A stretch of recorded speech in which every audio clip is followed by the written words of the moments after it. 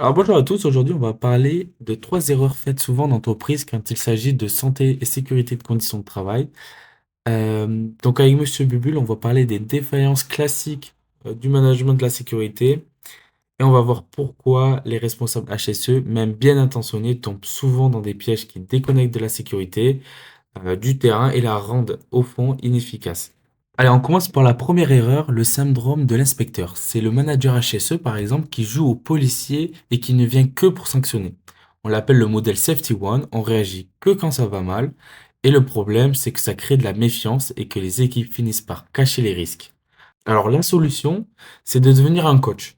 C'est le modèle Safety 2 où l'on cherche à comprendre ce qui fonctionne pour construire la sécurité ensemble. Ok, maintenant parlons de la deuxième erreur, l'illusion du contrôle par le papier.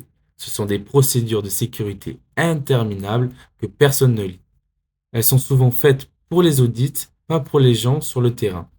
Le risque, c'est de trop miser sur la sécurité réglée, comme les règles rigides, et d'oublier la sécurité gérée, c'est-à-dire la capacité des équipes à s'adapter.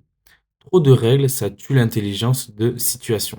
Troisième erreur maintenant, le fossé entre le travail prescrit et le travail réel. C'est vraiment la plus importante.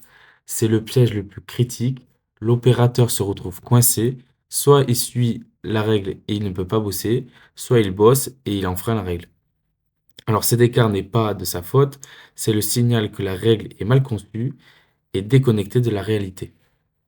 Donc en résumé, pour être efficace, la sécurité doit lâcher le contrôle bureaucratique pour devenir une collaboration intelligente vraiment ancrée dans la réalité du travail quotidien.